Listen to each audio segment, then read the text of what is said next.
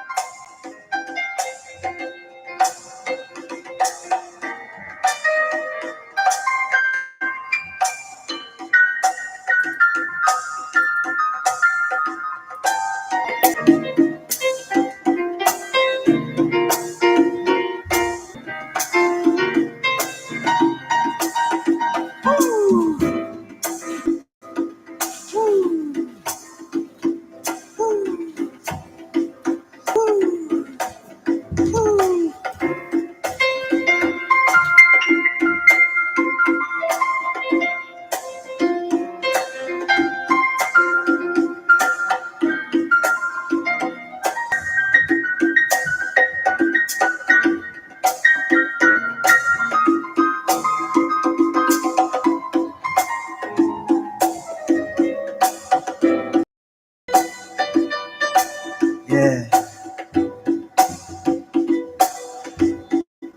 Get down a little bit, Eddie. A little bit, right there. Here we go. Here we go.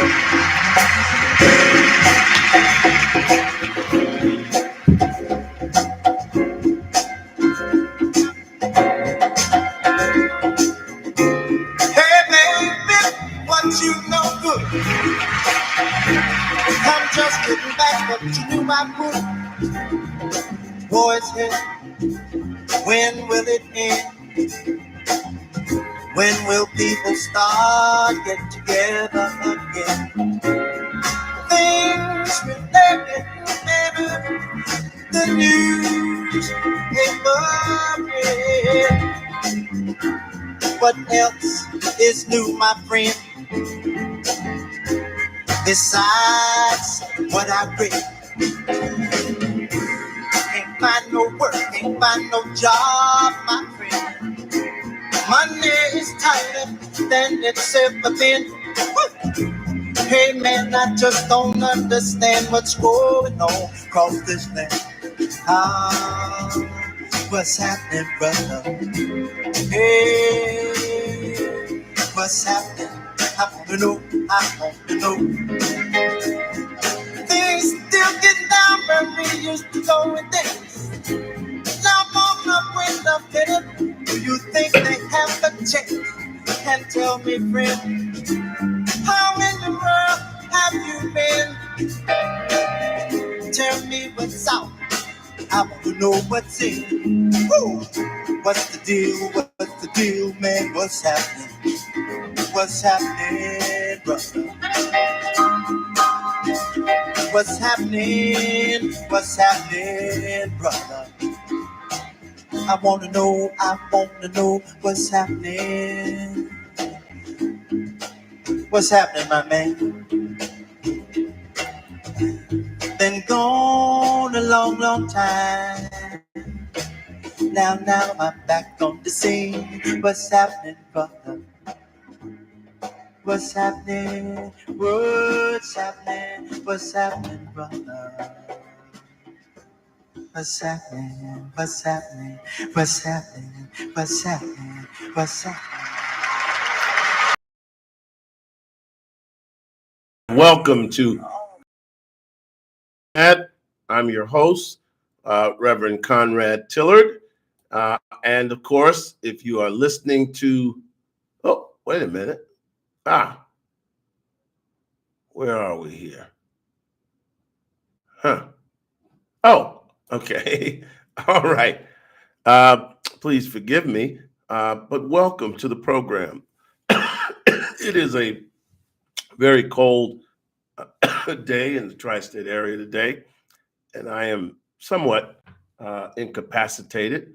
I guess meaning I'm not at my optimal best, but I shall persevere and press forward. I want to welcome you to Conversations with Conrad. I am your host, the Reverend Conrad Tillard. And as always, it's a pleasure. It's a pleasure to talk to you over these airwaves. And I hope those of you who are joining us, and if you can hear me, let me know. If there are any problems, please let me know. We've got a big show for you today, but before we get to the content of the show, okay. I want to just outline for you, as I do at the beginning of every program. We come to you not from the right, but nor do we come to you from the left. On Conversations with Conrad, we come to you from a common sense perspective, rooted in the African American wisdom, rooted in the sage wisdom and the mother's wit of our ancestors. And so when you tune into Conversations with Conrad, you expect to hear what the late, great Brother James Mtume took as a moniker for himself. His moniker on his great show here in New York City was the third answer. And as I've said over the years, when you've worked and ministered and walked the streets of Harlem, Harlem always has a different perspective, a third perspective, a keen observation that's something original and unique. And so we try to exist in that space because there's a lot going on in society, and African American people are impacted by everything that's going on. And it's the information that we get that makes a great deal of difference as to whether or not we are informed. And as the old timers used to say on the streets of Harlem, to be forewarned is to be forearmed. Okay. And so we want to educate you. We want to give you nuance. We want to give you a refreshing, a new, albeit challenging perspective. Because, after you've dined at the table of neoliberalism, after you've dined at the table of progressivism, after you've dined at the table of the left, it's shocking. A centrist position is actually shocking to folks who've dined at the table of the left. And so we're here today to give you a perspective on the things that are going on, but it'll be a different perspective. We're going to cover a lot today. First of all, we're going to look at the border situation, which is, as you know, it's reaching crisis levels. We're going to look at that today. We're also going to look at the really what I consider the sort of final betrayal of the African American community by Joe Biden as he left office. Sort of his way of saying thank you for making me what I always tried to be, but I never could have been or would have been without you. And here's my gratitude to you. And then, of course, we're going to look at the great deal of anxiety and consternation that has been caused in light of the fact that President Trump has announced recently some key positions on the whole DEI movement. We're going to look at what is the DEI movement, who benefits from it, is a change in those policies or in that policy, is that really significant to the African American community? And so we're going to look at all of those things and many more. And so what I'd like for you to do is call a relative, call a friend, and let them know that we're on the air. Call a relative, call a friend, let them know to tune in. And then I want you to hit the like button, hit the share button, help people to know about this program. Let people know later on. I know folks are working now, and you should be in your cars with drive time. And I hope that you can pull it up on your cell phone and your devices or your Bluetooth in the car so that you can sit back and relax. As you sit in the traffic, you can hear this very, very important perspective. And so let's look at what's going on. As we begin, I want to play a news report that, in my view, is very, very comprehensive. I think it gives a very broad perspective in terms of just what is happening at the border. Let's go to this report. It is from News Nation. I think News Nation is a fairly balanced outlet when it comes to outlets. It's not really right. It's not really left.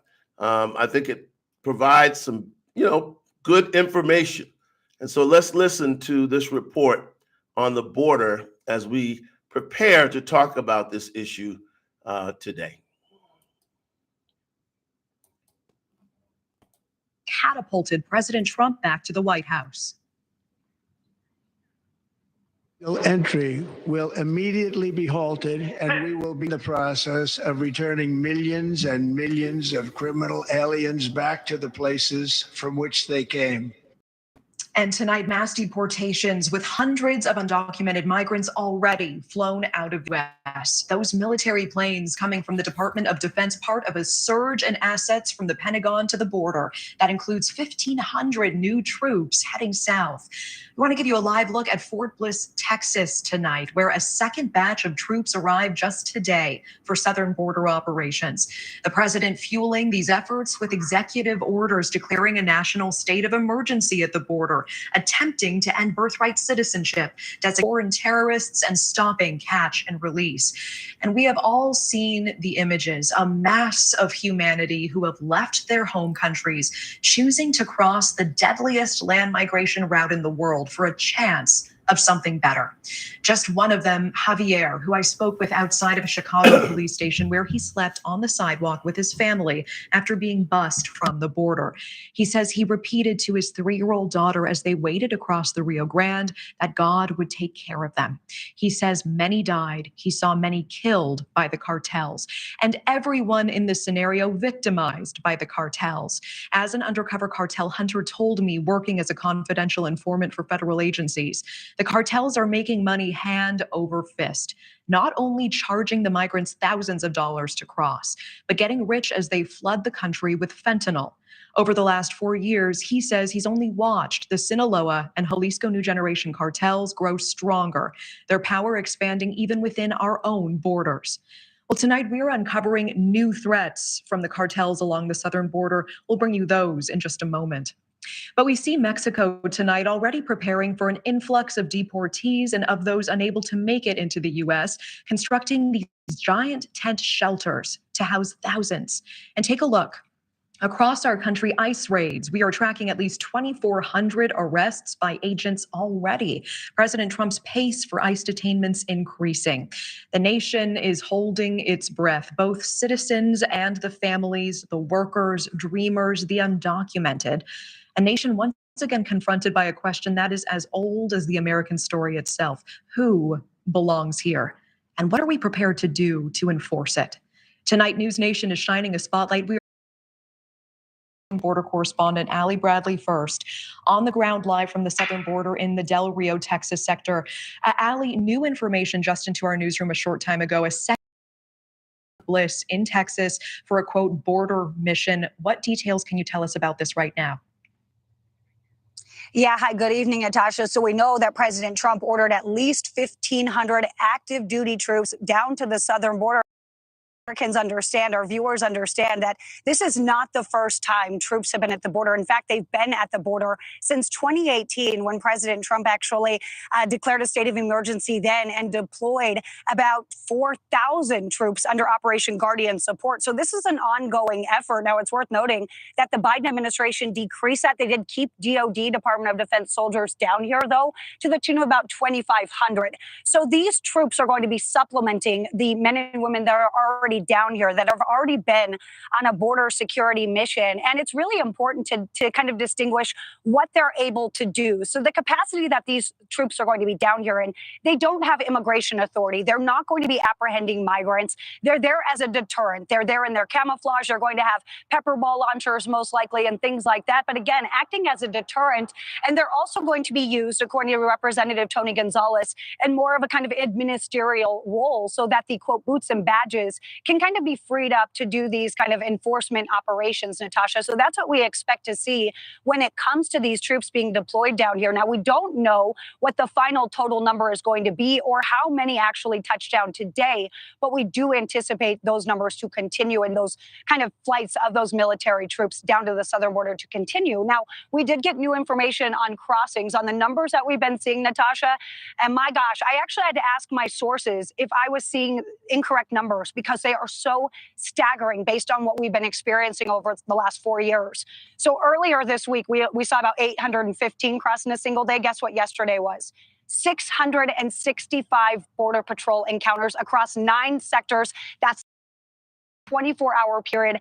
That is a drop in the bucket compared to what we saw under the Biden administration at its peak, 12,000 people in a day. Now, you'll remember under former President Obama, his DHS secretary said 1,000 people at the border is a crisis. So now we're seeing 665. We're hovering well under 1,000 since President Trump stepped back into office, Natasha. So we are seeing those efforts already. Kind of what telling me is, welcome to the Trump effect, Natasha. He said he was going to end illegal entries. We're seeing hardly anyone cross at the ports, and we're seeing very minimal numbers when it comes to illegal entries with Border Patrol. Yeah, the decrease in those numbers, absolutely staggering. And meanwhile, Ali, I know that military flights are deporting undocumented migrants. Where are these flights leaving from? Where are they going? How many are returning home at this time? Yeah, so it's really interesting because Representative Tony Gonzalez has Paso is kind of going to be ground zero for these deportation flights. We know that flights went out of Fort Bliss. We also know they went out of Tucson, Arizona. Now, we know here at News Nation of as many as 3 to Guatemala. So we looked at nearly 270 deportees that Guatemala accepted back yesterday. So that's what we're looking at with that. And when you have to consider these deportation flights, I need to be clear here. Going on under Biden as well. This is not just a Trump effort, you guys. Deportations have happened. The Northern Triangle countries, El Salvador, Guatemala, Honduras, they've always played well with the United States, so they have taken back these deportation flights. The ones we have to worry about and the ones that are going to be problematic, China, Venezuela, Middle Eastern countries, things like that don't have good diplomatic relations. Venezuela has not taken a flight back from the United States since February of last year. So they're talking about ways to kind of work with Mexico. Mexico has a better working relationship with Venezuela. So will Sheinbaum take back those people and work with Maduro? We don't know yet. They are taking some people back. They're obviously taking Mexican nationals, but they are taking some people not from Mexico to help repatriate them as well, Natasha. But those are some issues we're going to deal with. But it is worth noting deportation flights did not just start under Trump. They are an ongoing effort under DHS, Natasha. Yeah, Ali, has there been any resistance from any countries that you've been monitoring who do not want to take these flights back of these individuals being deported? Yeah, so as I mentioned, you've got Venezuela that has not accepted a flight back since February. Now, when I talked with Vice President J.D. Vance about this down here at the border, so what are you going to do? I mean, they haven't accepted flights back, right? We have no vetting information. We have no criminal history from these countries. They're not playing in our sandbox, for lack of a better phrase there. And so when it comes to it, J.D. Vance says, they're going to take them back. And even President Trump said, we're confident they're going to take them back because they're going to use tariffs. They're going to use economic sanctions and things like that. J.D. Vance literally said they're going to attack the economies of these countries that will not allow the United States to enforce the law. So that's what we can expect there. Of course, you know, President Trump China as well, so we can expect to see more of those. Okay, let's pause that report for a moment because there's some very, very important information in that report. And I hope you got a chance to hear exactly what was being said. Basically, as we know, President Trump has made a significant sea change from the Biden administration. In fact, he campaigned that from day one, he would begin the process of deporting those that were in the country illegally. He said, of course, that he would start with those who had committed serious criminal actions, dangerous criminals, people who have been arrested, people who have killed in their home country or here in the United States. And that's basically what is happening. One of the things that you have to acknowledge about President Trump is that he's very decisive. He ran on this, and right away he went to work. And of course, he dispatched the border czar, Tom Homan, and they've gone to places like Boston, Chicago, and they're Washington, D.C., throughout the country. And the deportations are taking place. Now, one of the reasons why I wanted to talk about this is because, you know, African-American leaders, I saw where Ras Baraka over in Newark was upset that ICE came through the ironbound section in Newark. You know, listen, most of these reports are going to revolve around the basic Democratic playbook, and that is the sympathy card and the playing on the emotions of the public. And of course, we do care about people who want to come to the United States to have a better life. I'm a compassionate person. I've pastored immigrants.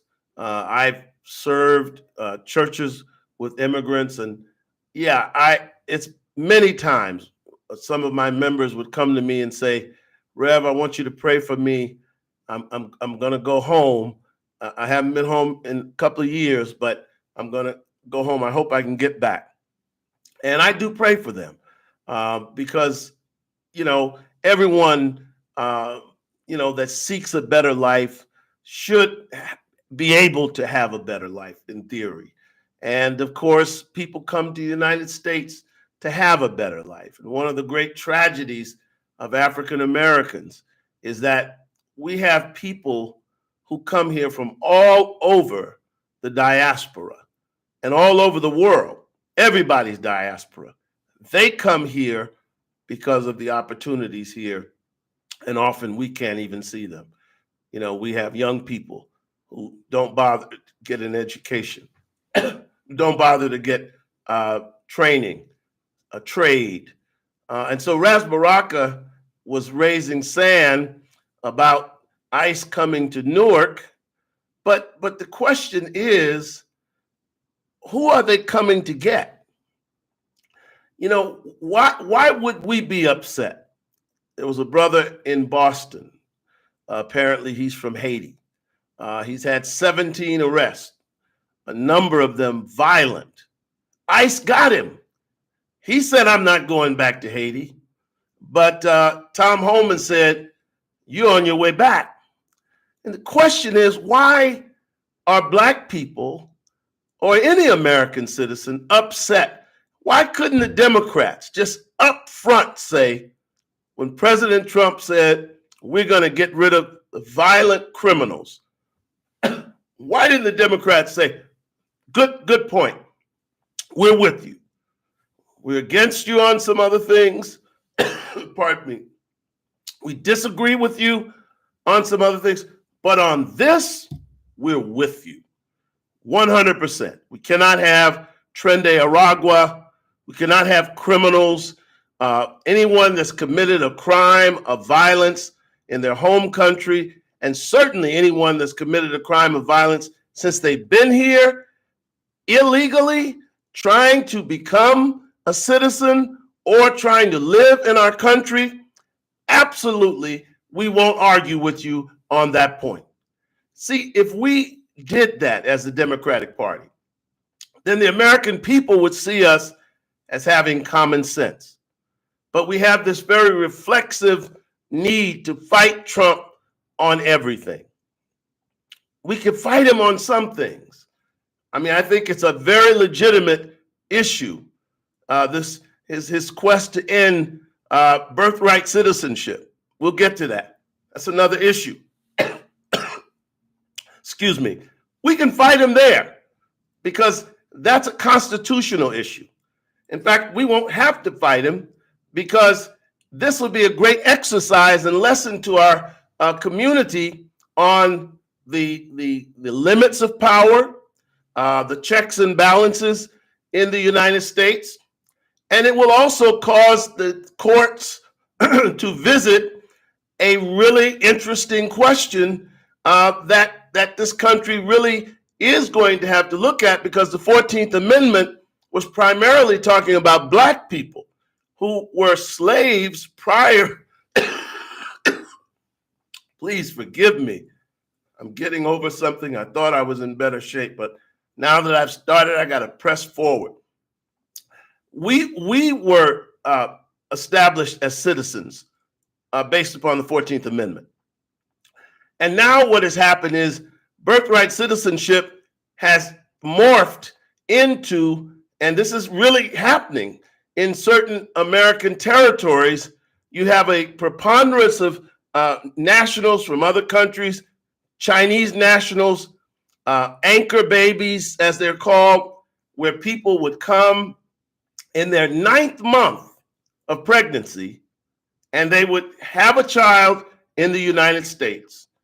And therefore, the child would be a citizen, and the parent would be an anchor, would be anchored or tethered to the child, and therefore have a case for U.S. citizenship. And what Trump is saying is that's not the original intent of the 14th Amendment. And I'm not sure that that's not a good point. And for all of us who act like the enforcement of our borders is of no consequence to Black people or any citizen, it's just foolishness. Do you understand what the crisis in New York City was about? Do you understand why the mayor of New York City, Eric Adams, after first going to welcome the immigrants, hey, you know, we want to be magnanimous. We're a city of immigrants. We're a country of immigrants. He welcomed them. But pretty soon, he saw that the city's resources were being overwhelmed. And so it wasn't a matter of he didn't want immigrants in the city. It became a matter of he could not continue to afford to feed, clothe, house, educate, give medical treatment to the immigrants. And so it's an important conversation for all U.S. citizens to soberly and intelligently and reasonably say, what are the limits of our generosity? What are the limits? What's the tipping point? How many people can we receive from developing nations? How many people can we receive who come to this country and will be a burden on the taxpayers before we as a nation begin to suffer? And that's what's happening to Black communities. I was in DC for the inauguration, and I met Black brothers and sisters from Chicago. And they have an organization in Chicago. It's a powerful organization. It's called Chicago Red. They're so fed up with that mayor in Chicago that they said they're going to turn Chicago red. These are grassroots people who saw their parks, their recreation centers, and their resources completely stripped from them in order to take care of immigrants. And so when Ras Baraka says he's upset that ICE would come in, presumably looking for criminals. My question is, why are Black leaders incapable of looking at any issue without always trying to fight for other people without even looking at how the issue impacts Black people? And what do I mean by that? You know, whose interest is it to have immigrants flood into the country? In whose interest is it to have illegal workers in the country? It's in a number of people's interest. But the question is, why don't Black leaders, instead of saying, well, Black and brown, we always have to stand together. Well, we can't always stand together on every issue. And at least our analysis has to be independent, because we got to figure out, how does this stuff impact Black people? How much are restaurant workers paid? How much are the farm workers paid? You see, these corporations and many of the businesses, they want illegals in the country so that they can basically, pardon me, pay them nothing to do a job that American citizens won't do for the low wages. And maybe one of the positive consequences of cutting down the number of illegals into the country is that the businesses, the corporations, the farms will have to raise the wages to a wage that the American workers, with all the unemployment in Newark, with all the Black unemployment, what Mayor Baraka should be concerned about that first, okay? Not standing up for people who have committed crimes. And it doesn't mean we're not compassionate. It doesn't mean we don't care. Of course we do. But at the same time, we have to also understand that there are limits to the generosity that the United States of America can have toward people's coming here. And they're not coming, most of them, for asylum. And what you have to understand about the asylum claim, that really the Biden administration is so vicious on so many levels. All right, they basically, as they were going out, you heard the report, 12,000 border interactions a day under Biden, 12,000 border interactions. Those are the interactions that the Border Patrol had with people coming into the country.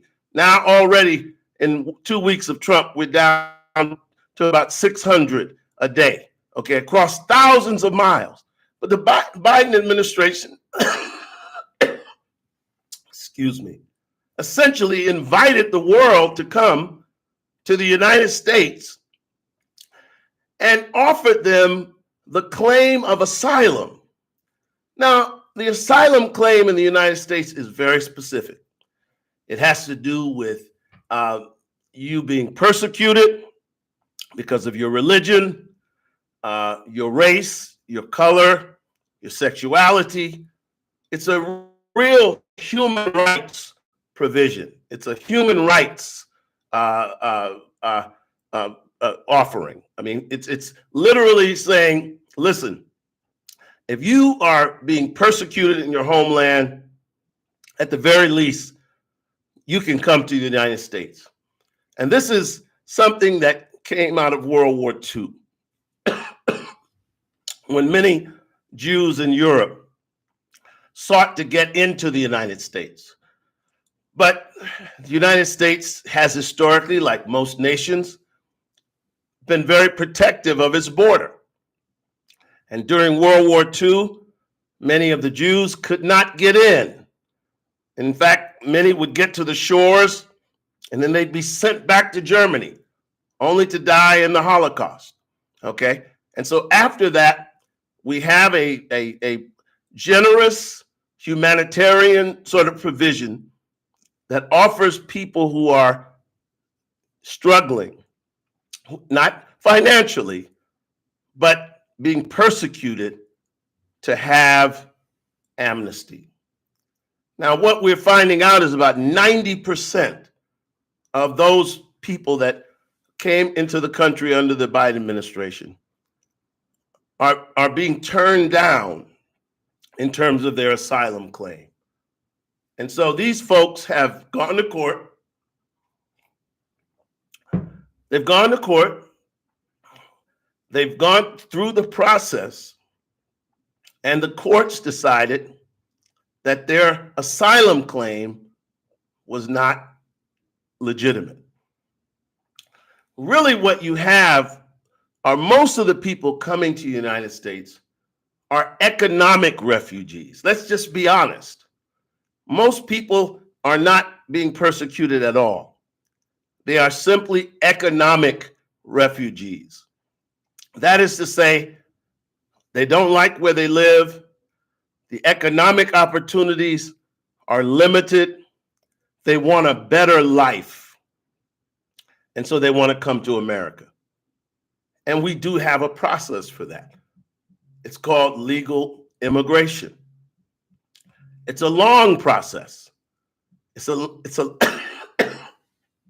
pardon me. It's a lengthy process. But there is a process for that. And these folks more appropriately need to be tracked in that direction.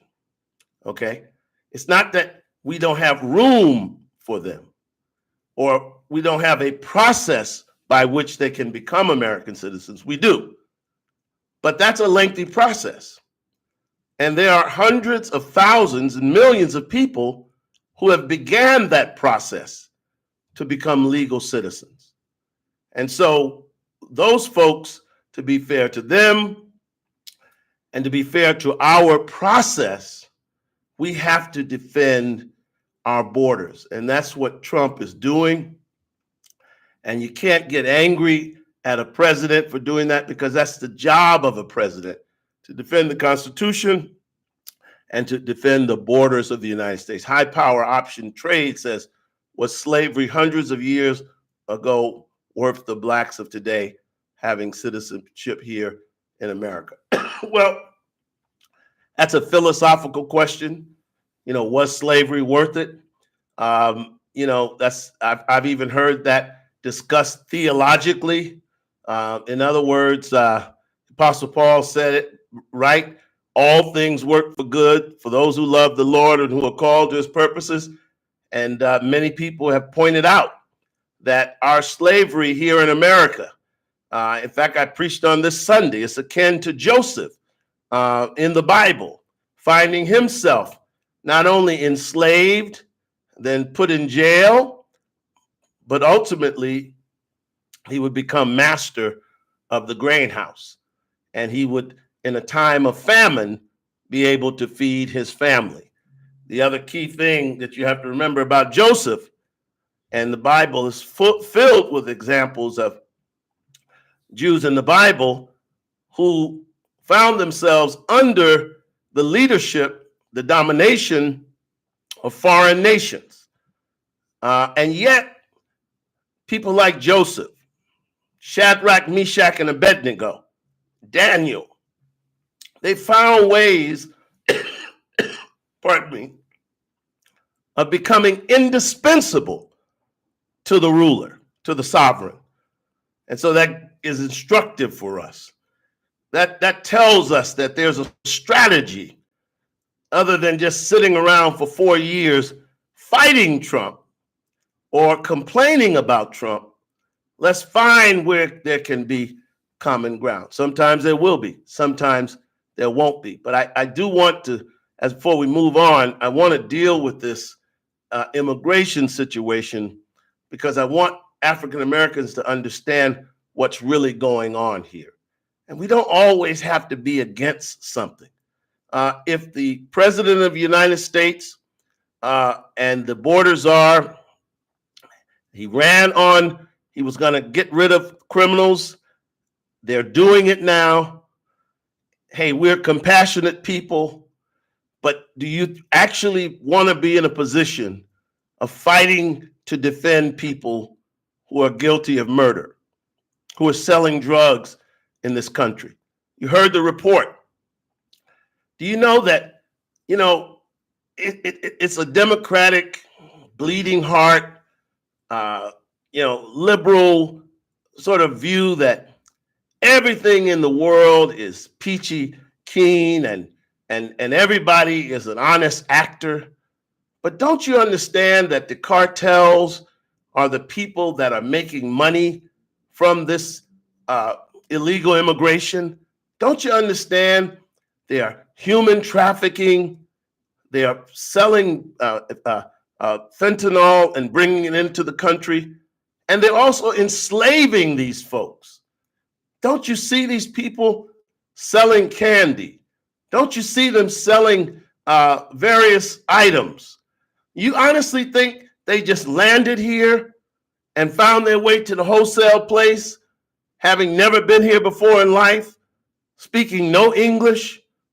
Or would you imagine there's a cartel, a criminal cartel, that is selling them in Mexico or Guatemala or Colombia, that, hey, I'll get you to America for a fee. But often that fee turns into perpetual enslavement to these criminal cartels. And so I'm glad that President Trump, I'm glad that there's a tough man like Holman who is on this job to make sure that people are not involved in criminal activity. And several countries have said that they would not take back their citizens. And I know you all get mad at Trump for threatening tariffs, but look at what happened the other day. Colombia refused to take back its citizens. Can you imagine the nerve of a country? Their citizens come to our country illegally. We round them up, provide them with airline transportation back home, and they have a nerve to tell us they're not going to take them? Well, the president threatened tariffs against Colombia, and in 24 hours, the president of Colombia changed his mind, and he's going to take his citizens back home. And so the point being that, again, sometimes you have to be decisive to be a leader. Sometimes you have to be decisive. You have to be. And that's what Democrats, particularly blacks, are not used to seeing. And I'll tell you why.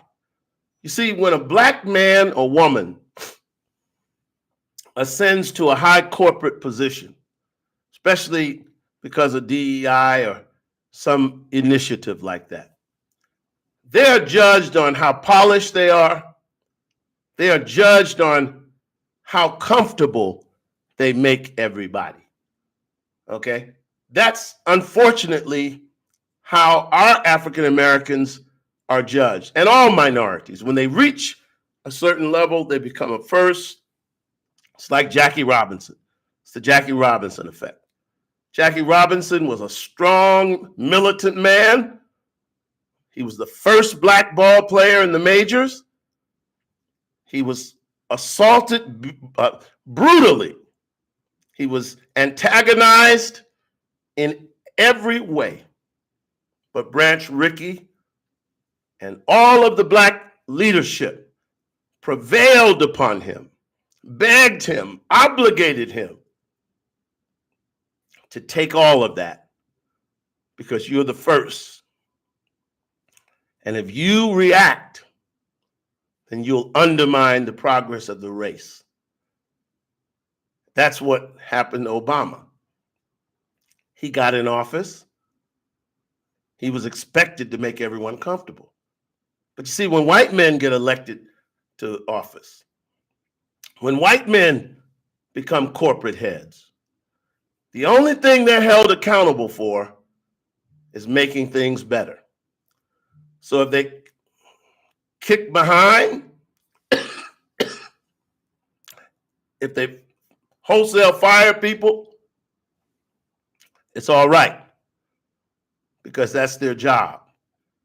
That's what they're expected to do. And that's unfortunately one of the consequences of the race dynamic in this country. And so Black people, by and large, we're not accustomed to seeing decisive leadership. And when we do, we're always a bit intimidated. We're a bit skeptical. Is this a racial thing? Is this singling out minorities? And I think if we conclude that in this case, we would be wrong. This is about the border. This is about a cynical ploy on the part of the Biden administration to flood the American nation with potential voters. And I know that's true because do you know here in New York City, we had a city council that was actually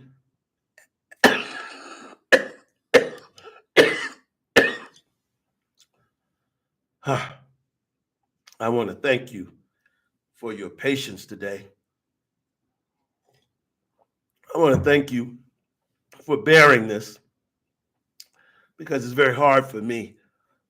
I thought I was in much better shape. I wanted to get to you over the weekend. But anyway, the point is, we had a city council here in New York that literally was pushing 8 months ago for illegals to vote in municipal elections. So Republicans aren't lying when they say the Democrats wanted to bring millions of potential voters into the country.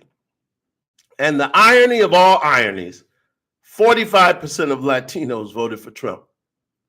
And so it shows you that cynical gestures, cynical ploys often do not work.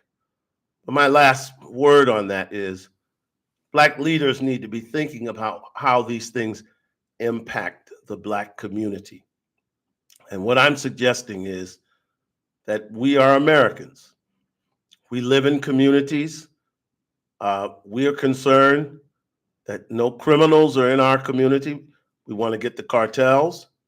Trump has declared that the same mechanisms that were used on terrorist organizations would be used on these criminal cartels, and they need to, and we need to support that because they're going to be in our communities, and sometimes they become so bold they're not in our communities. They've taken over apartment complexes in Colorado and other places, and so again, one of the unfortunate features of the Democratic coalition today is that nobody can run anything.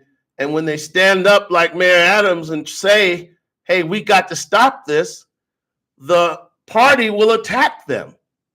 He said in an interview last week, he didn't leave the party has left him.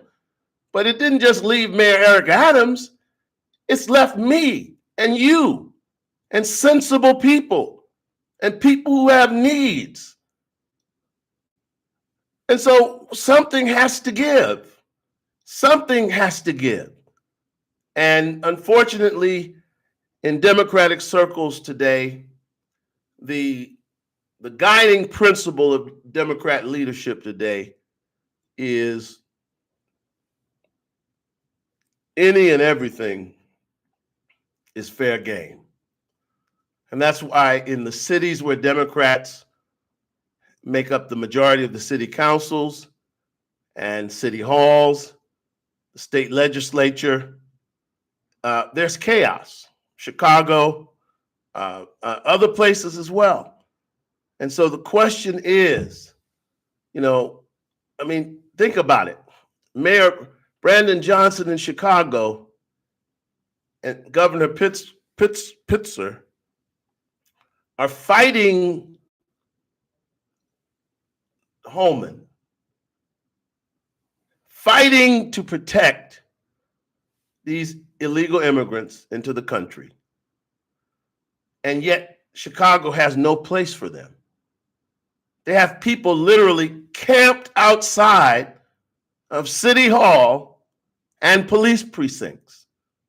I mean, just literally people just sprawled out in front of these public buildings.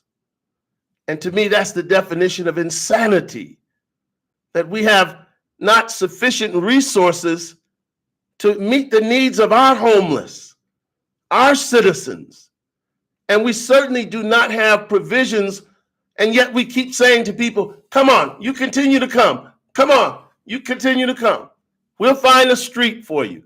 We'll find a park bench for you. We'll find somewhere you can just camp out on the subway.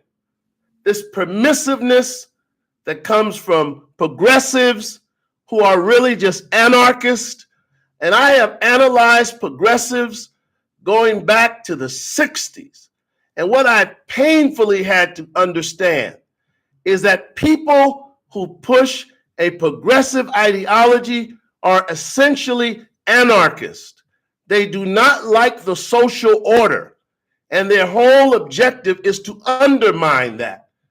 And this is what is happening in our cities, in our towns, and quite honestly, this is what has happened in our Black communities since the 1960s, when the left-wing dogma became the dominant ideology of many people in the African-American community. Not that they were dedicated to any ideology, not that they, pardon me, not that they were committed to any ideology, but it was an ideology and a mindset of permissiveness that has taken over our community. And the ethics and the values, the sense of right and wrong, the sense of hard work, the sense of fair play, the sense of righteousness, goodness, the sense of, yes, judgment. What's wrong with a little judgment? A man walking down the street with his pants down, backside wide as a honeydew melon, and his pants are hanging down, and all you see are his underwear, and there's no judgment. We don't say anything. Oh, he's sagging. Then some academic who's ensconced in a lily white world where he never has to worry about anything, or she never has to worry about any crime or anything where they live, will say, you middle class Negroes that are living according to the politics of respectability, you're the problem. No, you are the problem. You pseudo activists, you faux activists, you that have benefited from capitalism, you that are ensconced in elite white privileged progressivism, have encouraged and helped hellish conditions to develop in the inner cities, but you never go there. And quite honestly, most of these Negroes, their idea of interacting with Black people is going to the Congressional Black Caucus.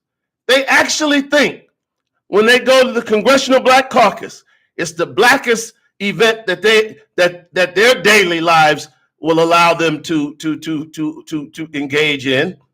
But that is their credibility.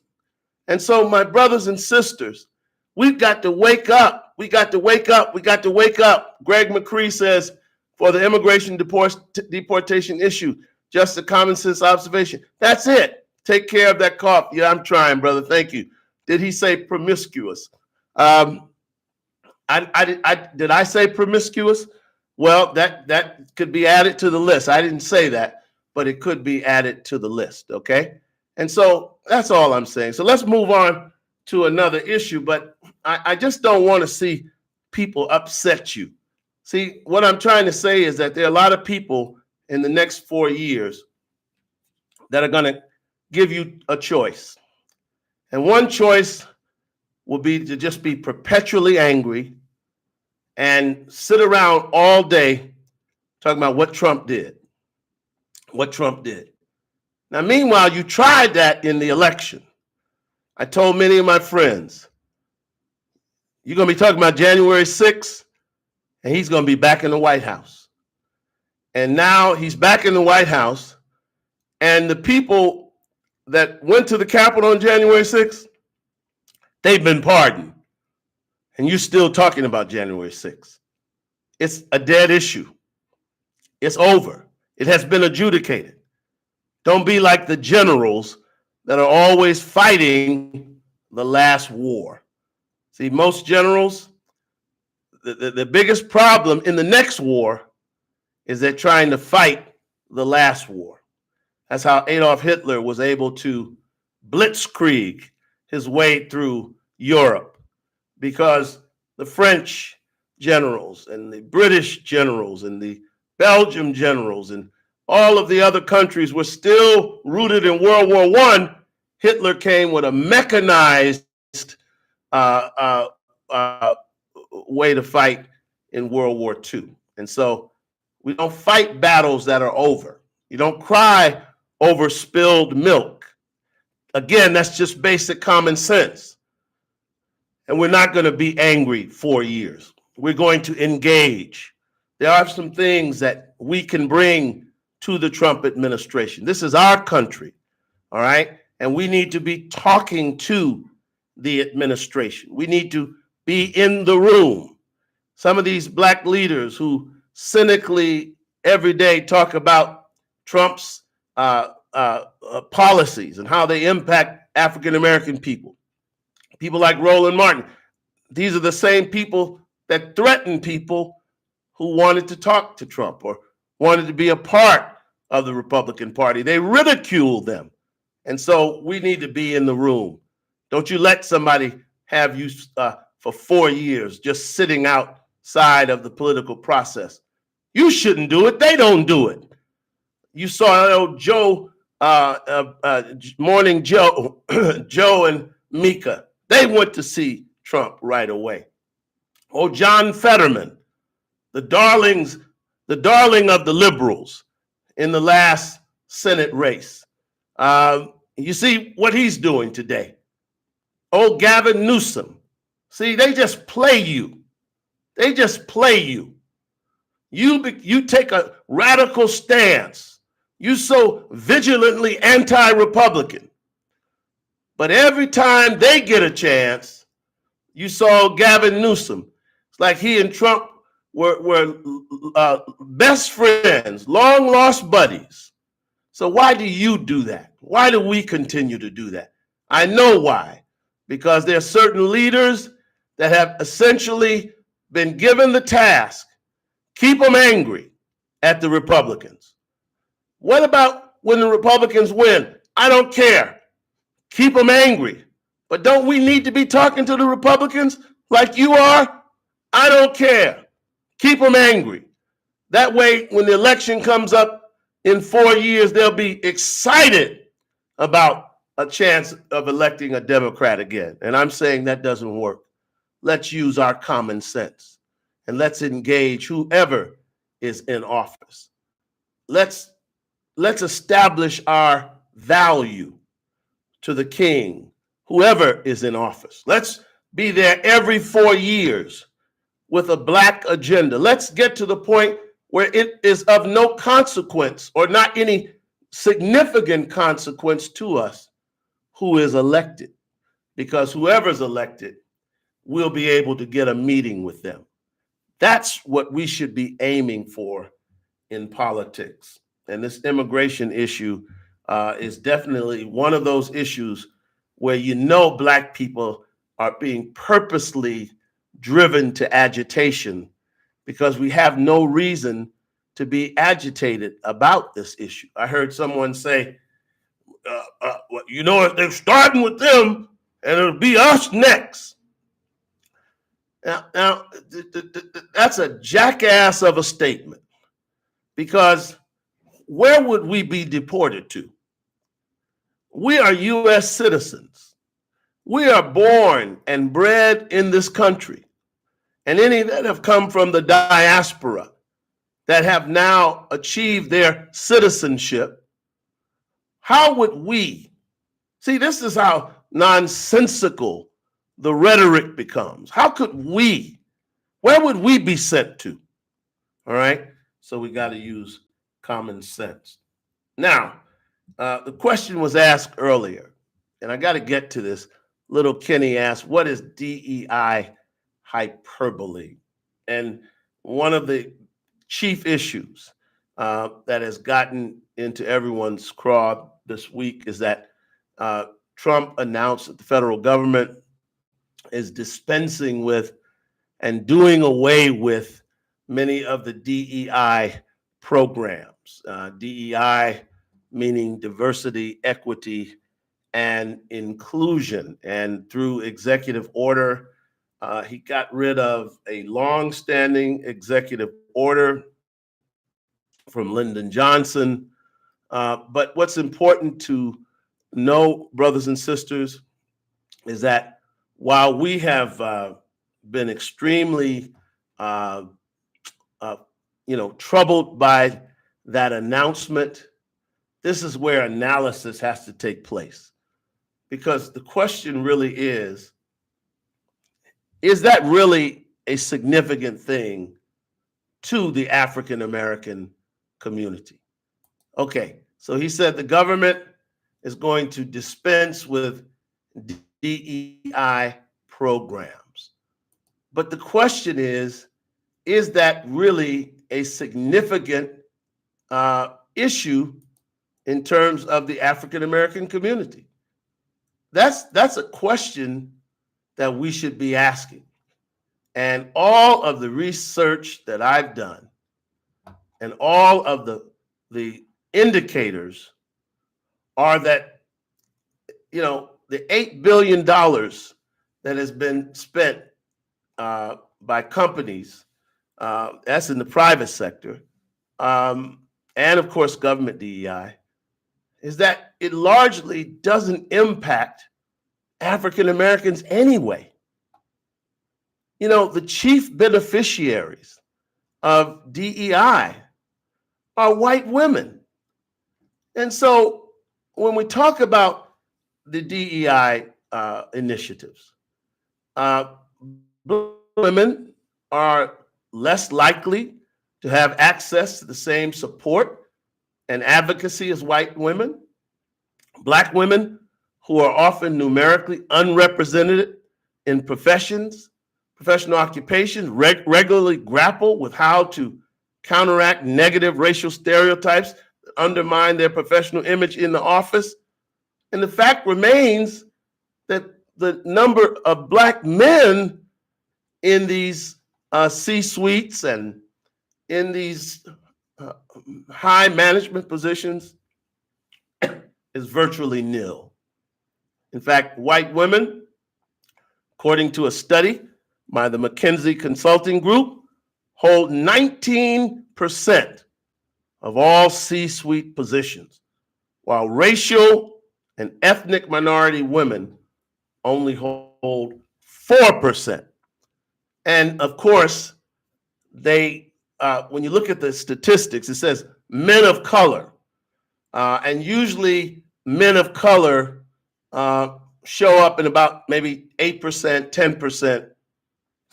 But that men of color category, it's filled with Asians, it's filled with Latinos, and that Black men are there, but in even smaller numbers.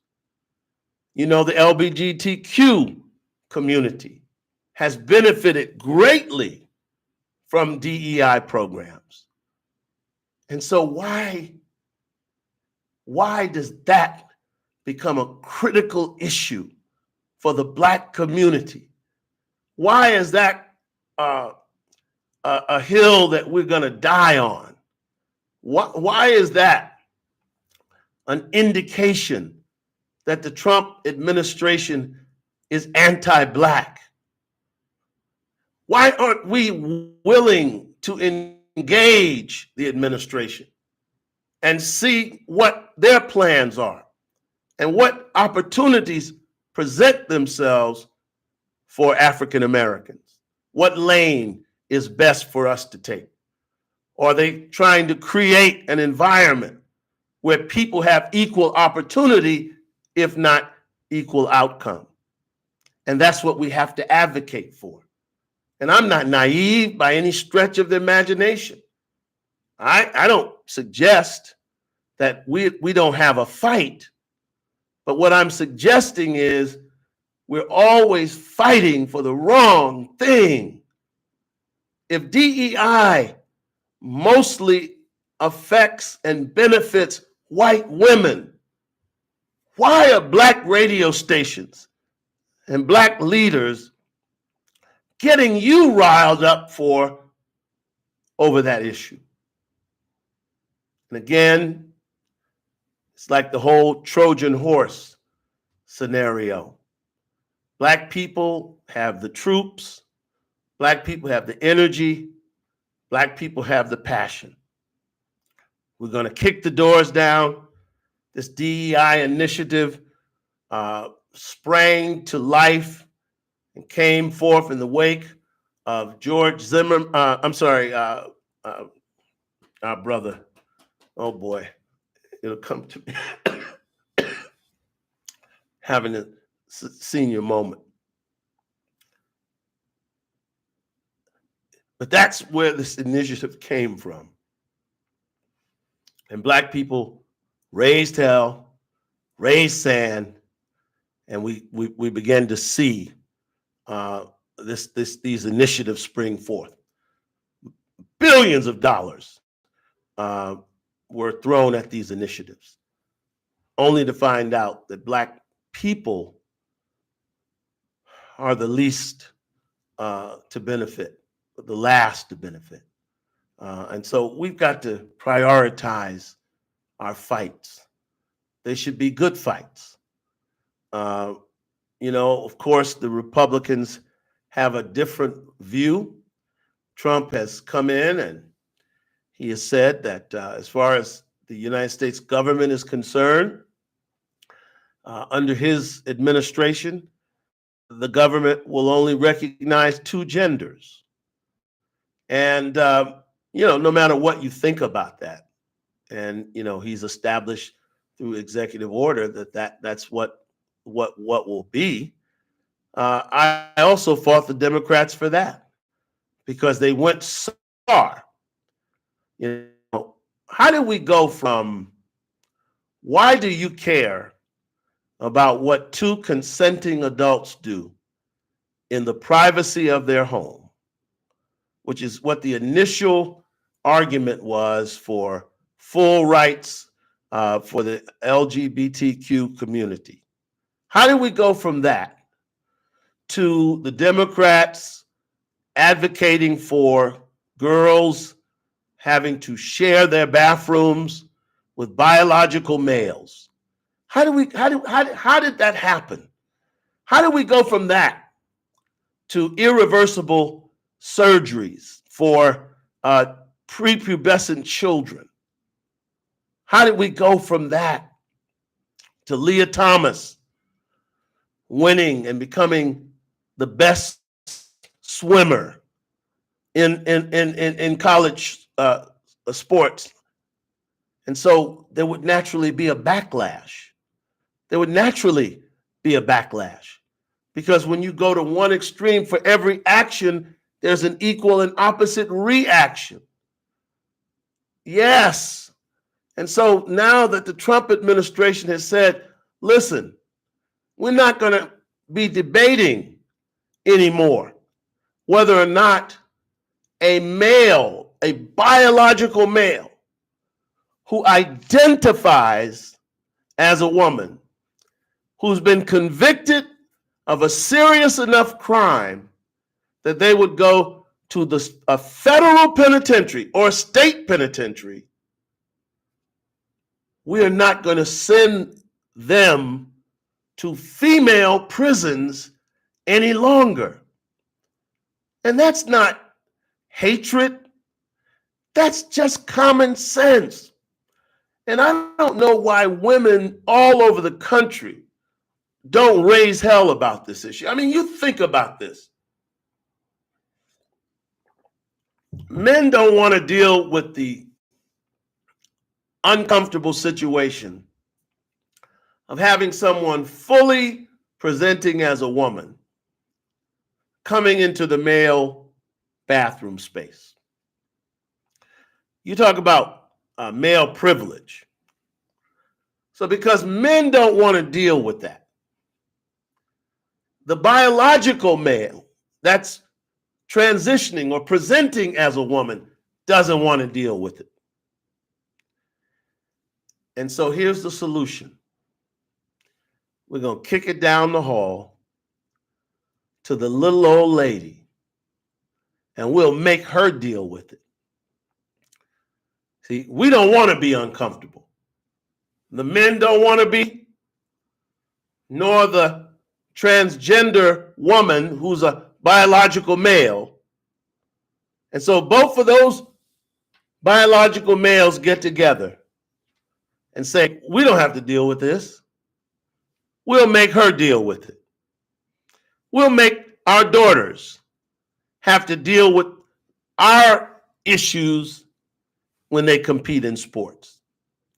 We'll make the women prisoners who have been assaulted, raped, impregnated. But this is the mind of Democrats. This is where our party has gone. There's one guy out in California. He is as male as I am and you are. This guy said he identified as a woman.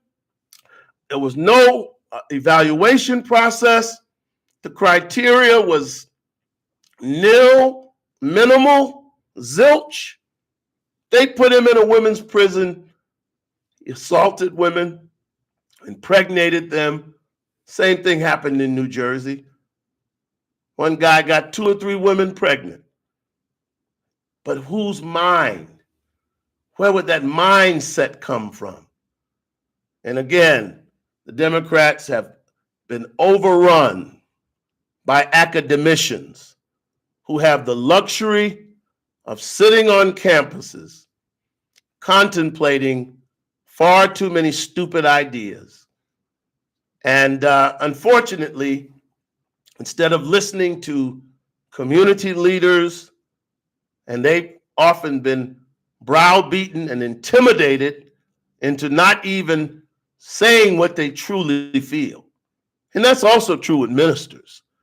Most Black ministers know this stuff is foolishness, but they have been browbeaten by these seminaries and by the Democratic Party. Hey, if you want to be invited to pray, if you want to participate, you got to play ball. And that's how Kamala Harris got caught in one of the most pivotal, pardon me, one of the most impacting ads of the election cycle was her engaged in a frivolous, silly conversation about how the taxpayers should pay for the sex change surgery of a convicted felon. And boy, when Trump put that in an ad and ran that during the football games, I mean, it was over. And I want to say, you know, the Democratic Party, you've lost men. And if you don't wake up, you're going to continue to lose men. All right? I just want to be very clear about that. Now, according to the last 3 election cycles, Black women have clearly been the #1 supporters of the Democratic Party. All right?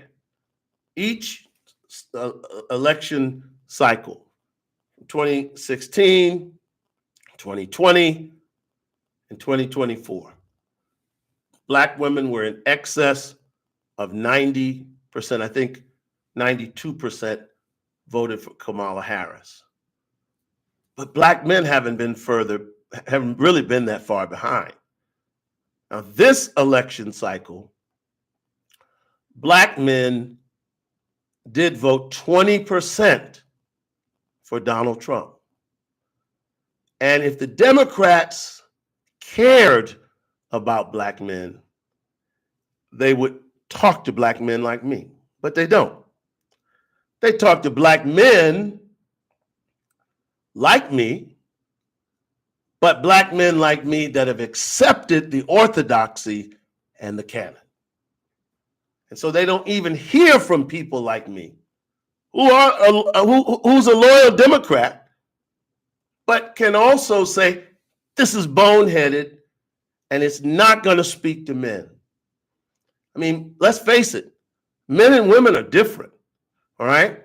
Men in this country and black men in general have been really turned away from the Democratic Party with its emphasis on feminism, its emphasis on LGBTQ issues, its emphasis on abortion, its emphasis on DEI, and black men are not in that conversation. And so if everything the Democrat Party emphasizes doesn't include black men, then is it any wonder that black men would shift from 2016 to 2020, where basically they were just a few percentage points behind black women in terms of their dedication to the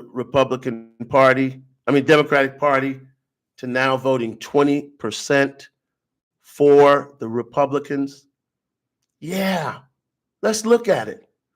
You know, the Democrats never talk about marriage except in the context of gay marriage. When's the last time you heard marriage between a black man or black woman?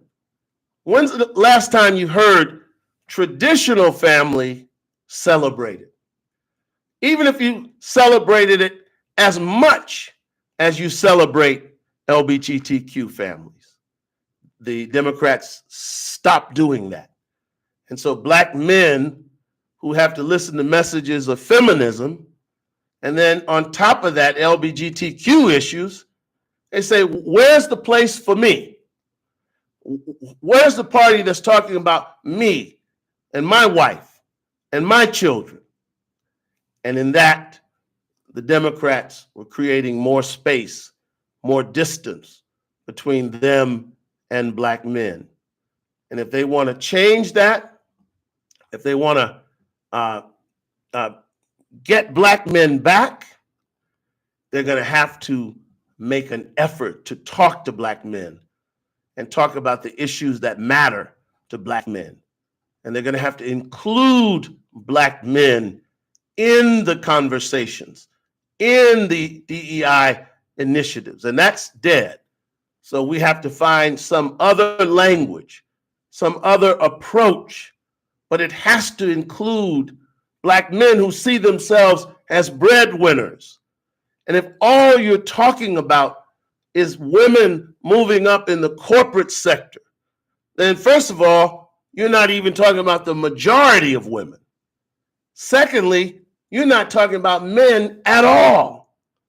And you wonder why a masculine, decisive figure like Trump steps up, and black men in barbershops and in community centers all over the country look at him and say, yeah, he's crazy.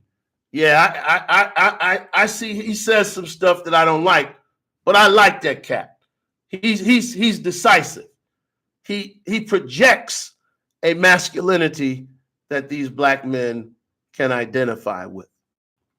You know, there's a very interesting article, an opinion piece rather, that appeared just a few days after the election. It's from one of the conservative stations, a gentleman by the name of Jack Brewer.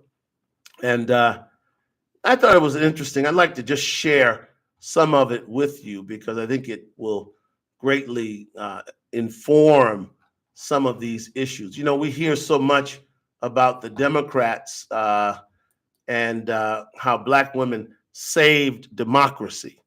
I'm going to get to that in a minute. Since Black women saved democracy, you would have thought that the Democratic Party would not have left Black women out there the way they did, and I'll get in a moment. But I want to share this article with you because it's a really interesting on that phrase, how Black women saved America, saved democracy. Well, Jack Brewer says how Black men saved America. On Election Day, November the 5th, Black men embracing what some label toxic masculinity, yet grounded in family, faith, and tradition, drew a line in the sand. Across the country, we broke through the blue wall in unprecedented numbers, with Donald Trump's support among Black men quadrupling in some areas.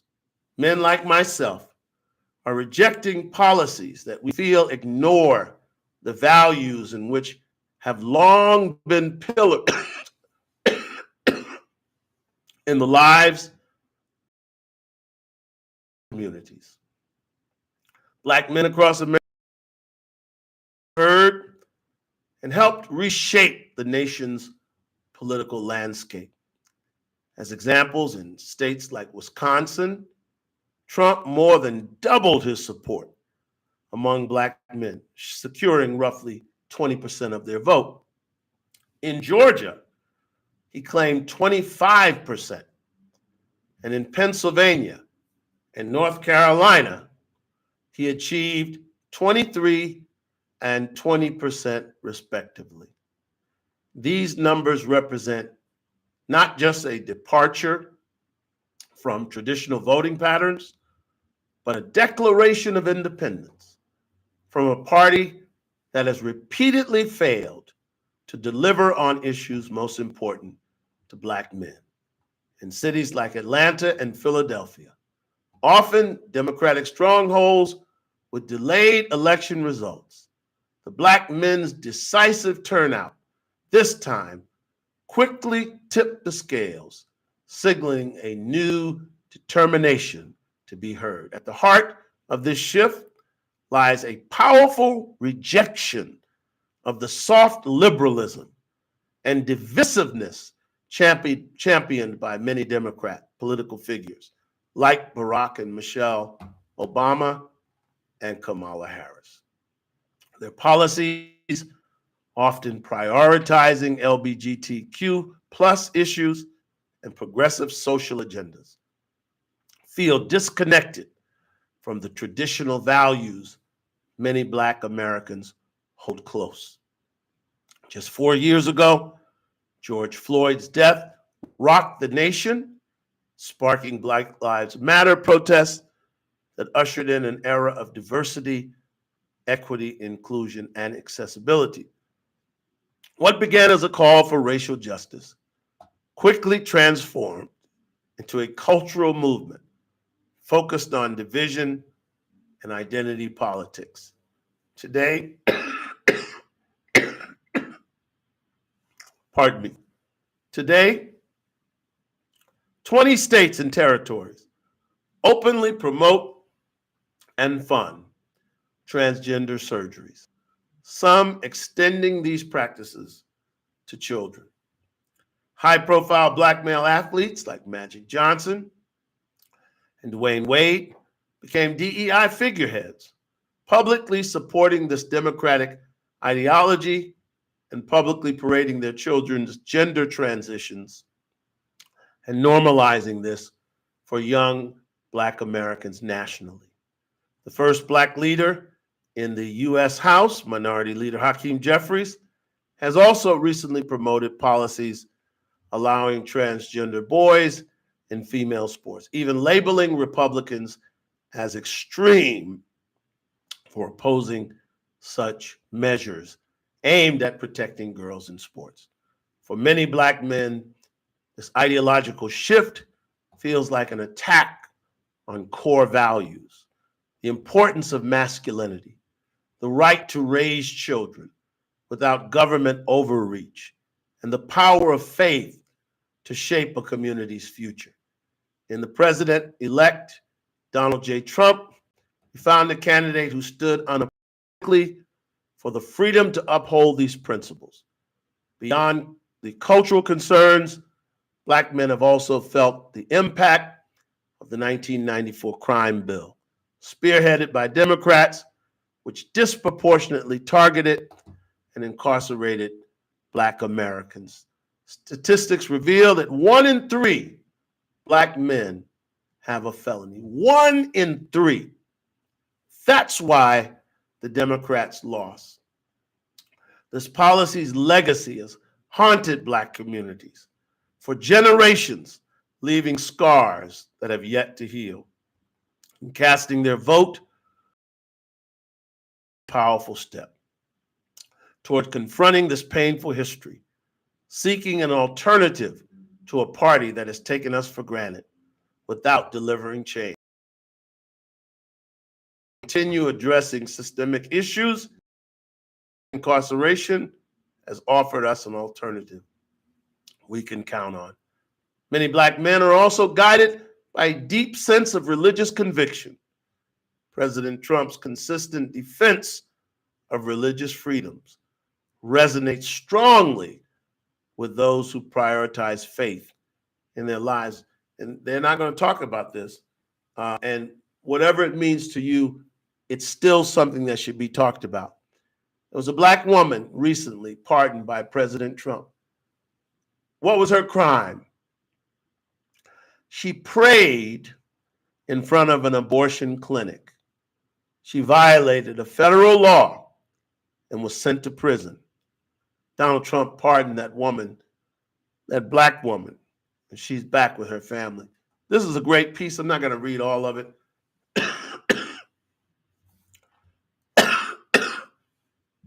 I would recommend it to you. I'll put it in chat in case you want to read the whole piece.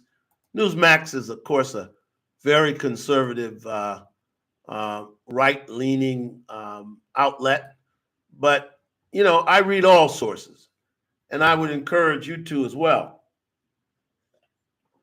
We can read something and conclude that we don't agree with it, but the fact remains that we should read more than the New York Times or the Daily News, and we have to listen to sources diverse than the ones that we listen to.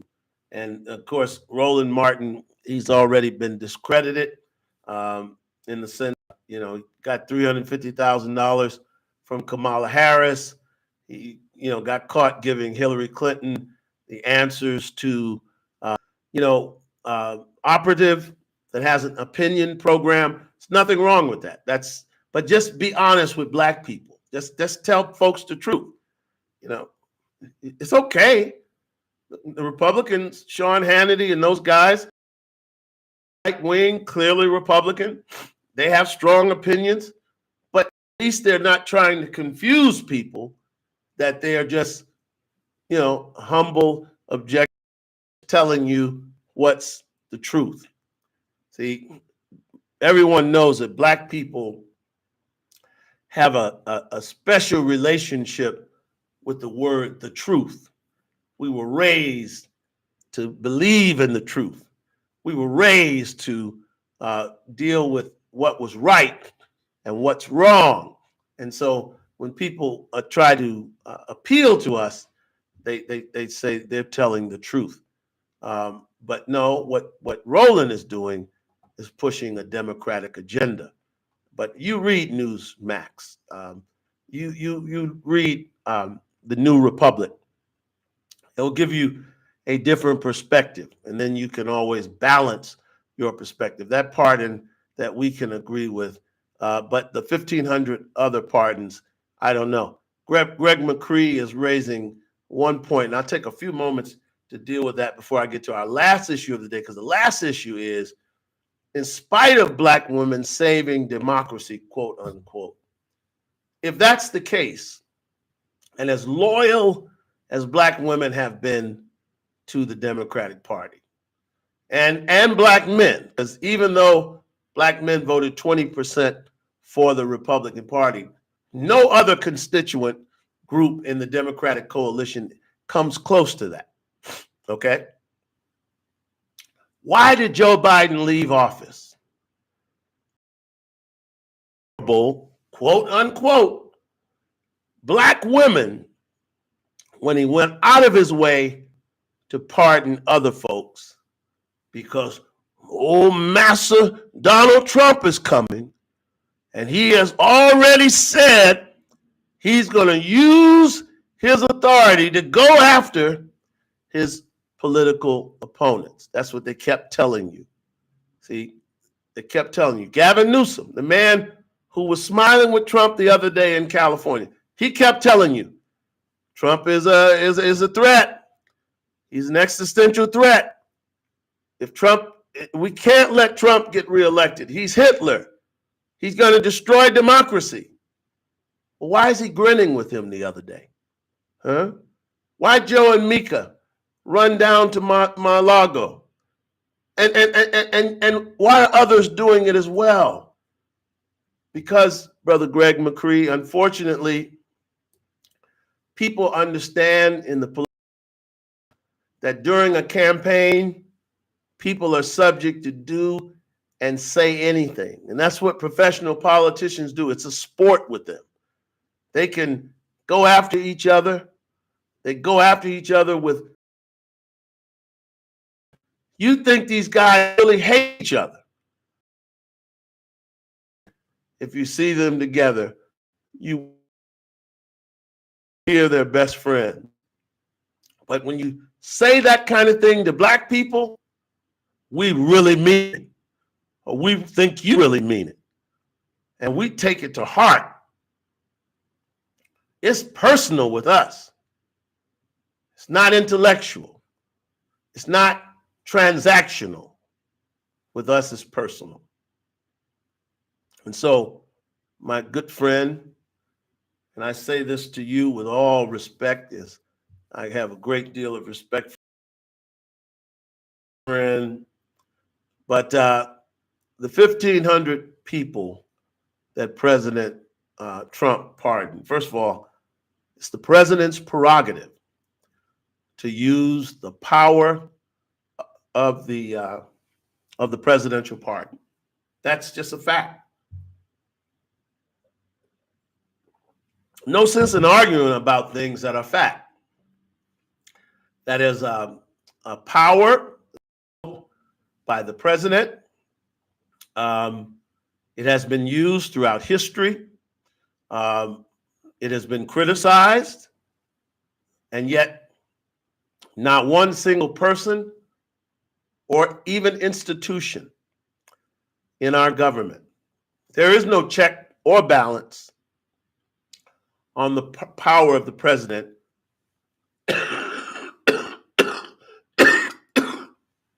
pardon me, to pardon someone. And so for this pardon to take place, January 6th, people, see, I wouldn't waste time telling him, don't pardon the January 6th people. I wouldn't do that. What I would do is find black political prisoners. See, this is why we have to have an original way of thinking. See, if you listen to MSNBC, white liberals, black Democratic operatives, the question is, why did Trump pardon the people from January 6th? But when we think independently, here's the operative question. Okay, Mr. President, so now you recognize that the Justice Department has been used and incorrectly used, and our intelligence agencies, as they did on you, said you were over in the bed with Russian with them urinating on you, right? Remember that? The Steele dossier. That was misinformation. That was the intelligence agencies disseminating false information. So it's happened to you. As you pointed out, you believe that these prosecutions against you in Atlanta, New York, New York City, and New York State were political. So now you recognize that DAs and jurisdictions sometimes misuse and prosecute people based upon them being unpopular, not based upon the law. And so what I want to spend my time doing in a scenario like that, instead of telling him who he shouldn't pardon, I want to show him how there are plenty of Black people who have been subjected to the same kind of prosecutorial misconduct that you now recognize. I want him to see that the intelligence agencies, pardon me, have been used against Black people and that Black people have suffered. And don't take the pardon away from the January 6th folks. If he felt, as Martin Luther King said, the riot is the voice of the unheard, but we should use that to advocate for Blacks being pardoned, for Blacks who have participated in basically political action. After all, that's what we said, that the Panthers were political prisoners. That's what we said, the brothers and sisters from the 60s that went to jail were political prisoners. So to me, anytime you have the President of the United States doing something that no president has ever done in the history of the United States, and what's that? Being independent, criticizing some of our institutions. I think that's a good thing, because in the past, political leaders have always circled the wagons around these institutions, whether they were right or wrong. And so my position is this is a great opportunity, great landscape for us to be able to say, hey, we don't want you to take back the pardon. We want you, as Brother Gil Scott Heron said in 1975, we beg your pardon, America. We want you to issue some more. And he was referring to Gerald Ford pardoning Richard Nixon. And he said, don't take it back. Just issue some more. Pardon H. Rap Brown. Pardon Frank Willis, the Watergate security guard. And then he ran down. So here's my point. If we think independently, then there's always opportunity for us, okay? So the president has the right to pardon who he pleases, but we want him to pardon African Americans that have also been political prisoners. If you now recognize that that's a reality, perhaps you will understand what we have been saying for the last 60 years, when many Americans, including President Trump, I'm sure in those days, were of the American love it or leave it crowd, okay?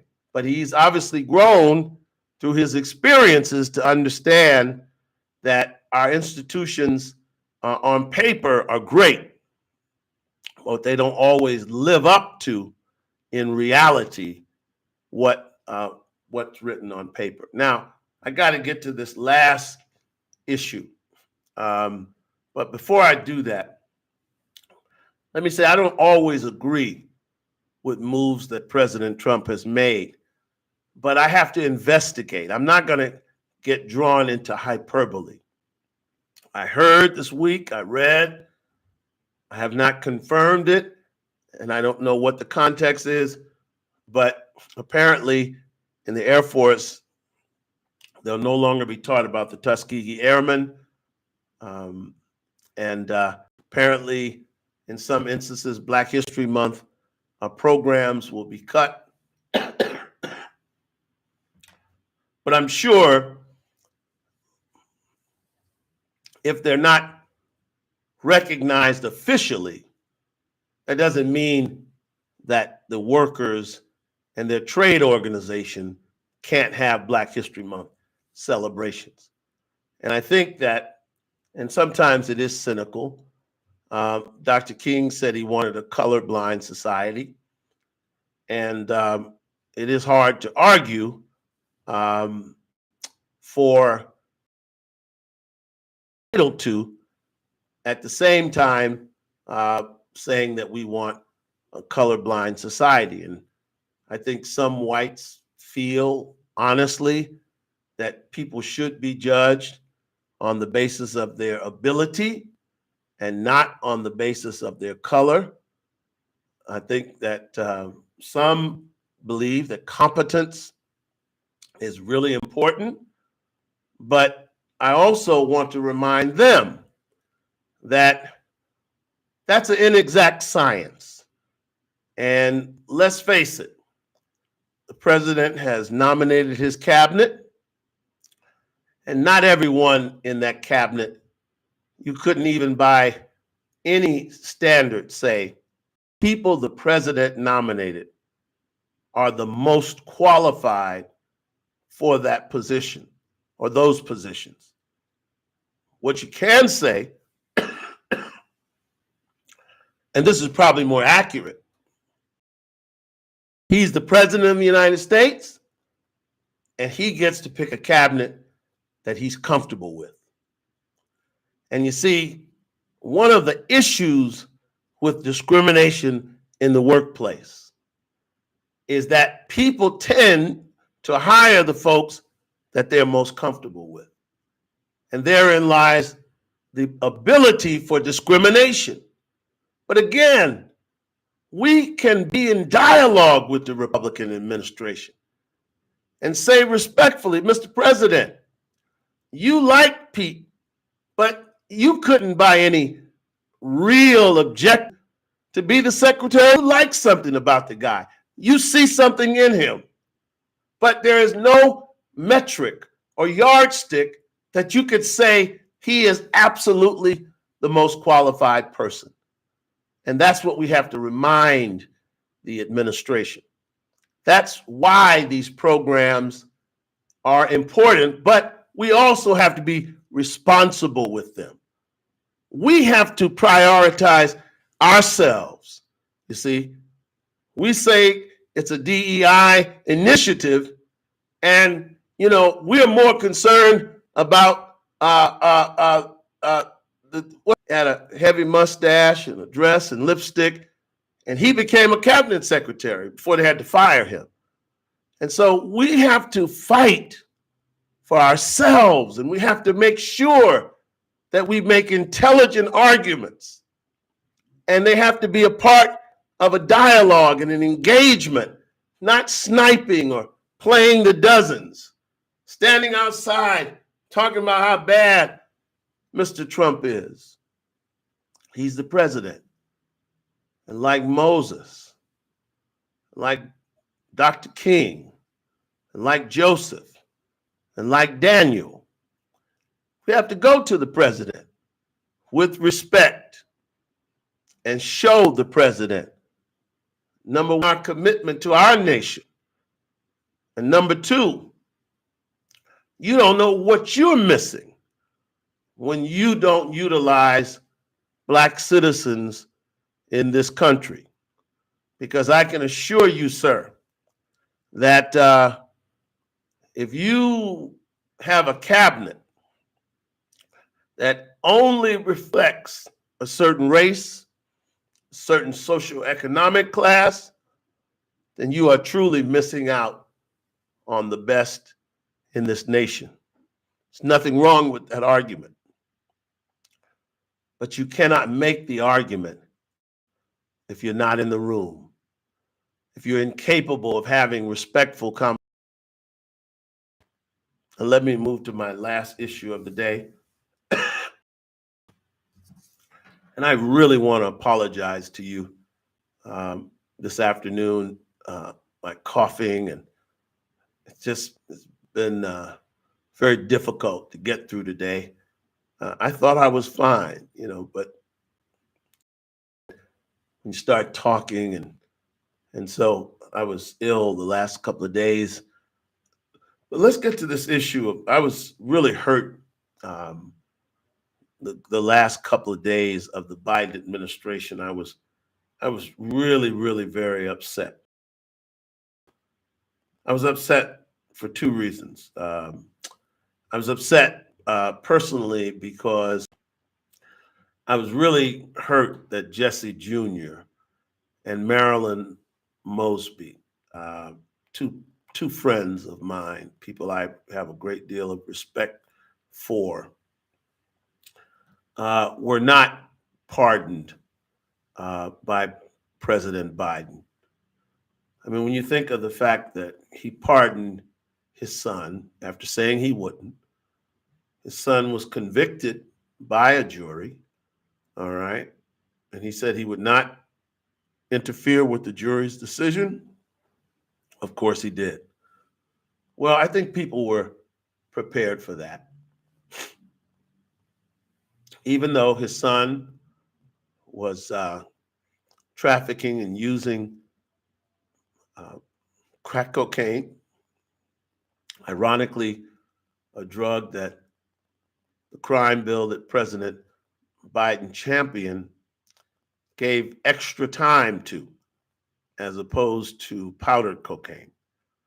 The Democrats' number one issue, or number two or three, is nobody needs guns. Get guns off the street.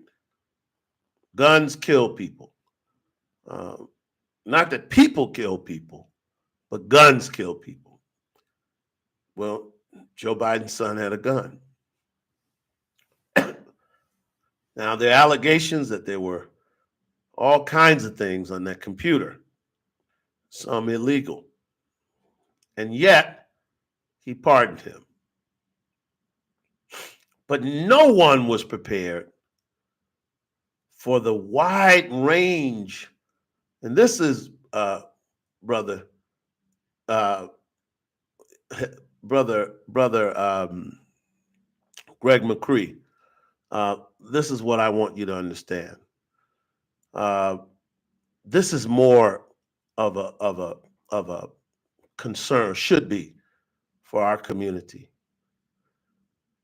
This man who had been running for president since the early 1980s, who only became vice president because the black candidate for president brought him on the ticket to be vice president.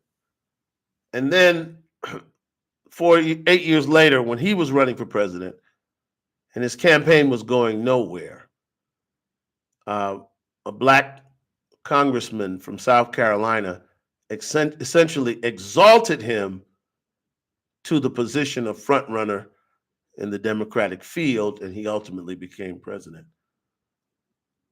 And Biden, on the last day in office, his official last trip, that last weekend, he was in South Carolina, which is Clyburn's home. I guess that's to say, I wouldn't be here without you, and therefore I'm going to. Now, South Carolina is also the ancestral homeland of Jesse Jackson Jr. His father, Jesse Jackson, is from Greenville, South Carolina. How much would it have hurt Joe Biden to pardon Jesse? He already served his time. He's a brilliant man. He was a brilliant public servant. Being pardoned would have given him opportunity to practice law, to contribute in a full way, in ways that he cannot today as a convicted felon. All that Reverend Jackson did for the Democratic Party, you would have thought, hey, I pardoned my boy, Jesse. Hey, you're a dad, I'm a dad. Sometimes these children get into stuff. Hey man, I'll pardon your son. I mean, after all, he did his time already. He completed his time. This is just to give him a clean bill of health. She didn't do that. Marilyn Mosby. Black women saved the Democratic Party, saved democracy. She was a progressive prosecutor at the same time as Kamala Harris. She withdrew her own money. You couldn't pardon her? But here's the worst part. Liz Cheney is what you call a never Trumper. And a never Trumper, I think McCree mentioned it earlier in the show, is a traditional Republican. And Trump kicked their butts in 2016. He beat 18 traditional Republicans, and they haven't been able to forgive him since. Okay, and in Republican circles, they're called never Trumpers, and of course Dick Cheney, the Cheneys and the Bushes are family, and so Dick Cheney's daughter, of course, hates Trump.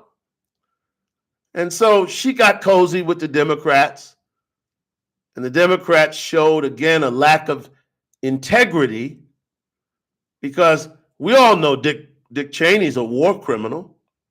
We all know that he and Bush, and they looped the late great General Colin Powell into the lie, but they said that Saddam Hussein had weapons of mass destruction, and that justified a war that killed 1 million people.